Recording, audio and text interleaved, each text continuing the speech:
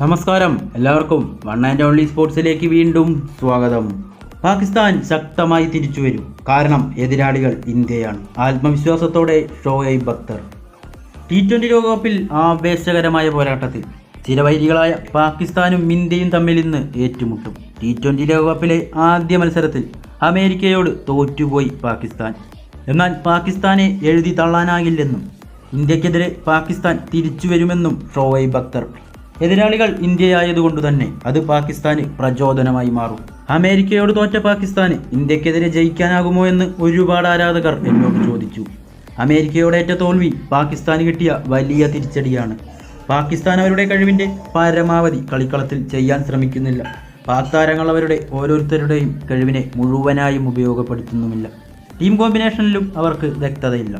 അക്കാര്യത്തിലുള്ള ആരാധകരുടെ നിരാശയും എനിക്ക് മനസ്സിലാവും. ഇന്ത്യയോടും പാകിസ്ഥാൻ തോറ്റാൽ 2026 T20 ലോകകപ്പിൽ കളിക്കണമെങ്കിൽ പാകിസ്ഥാന് യോഗ്യതാ റൗണ്ട് കളിക്കേണ്ടി വരും. അത് പാകിസ്ഥാന് വലിയ നാണക്കേടാണ്. പാകിസ്ഥാൻ ലോകകപ്പിൽ തിരിച്ചു വരാനാകും. ഇന്ത്യ ശക്തമായ എതിരാളികൾ തന്നെയാണ്. ഇന്ത്യക്കെതിരെ ഇറങ്ങുമ്പോൾ പാകിസ്ഥാൻ പ്രചോദിതരാകും. പാകിസ്ഥാൻ ലോകകപ്പിൽ തിരിച്ചു വരുമെന്നും പ്രതീക്ഷിക്കുന്നു. എന്നാൽ അതിനായി താരങ്ങൾ ഒന്നുകൂടി അഗ്രസീവാകണം. ബാബറിൽ വലിയ പ്രതീക്ഷയുണ്ടെന്നും ഇന്ത്യക്കെതിരെ അവൻ ഫോമിലേക്ക് എത്തുമെന്ന് പ്രതീക്ഷിക്കുന്നുവെന്നും അക്തർ പറഞ്ഞു. വീഡിയോ ഇഷ്ടമായാൽ ലൈക്ക് ചെയ്യാനും ഷെയർ ചെയ്യാനും കൂടുതൽ സ്പോർട്സ് വാർത്തകൾക്കായി ചാനൽ സബ്സ്ക്രൈബ് ചെയ്യാനും മറക്കരുത്. ഇപ്പോൾ മറ്റൊരു വീഡിയോയുമായി കണ്ടുമുട്ടാം. Good bye.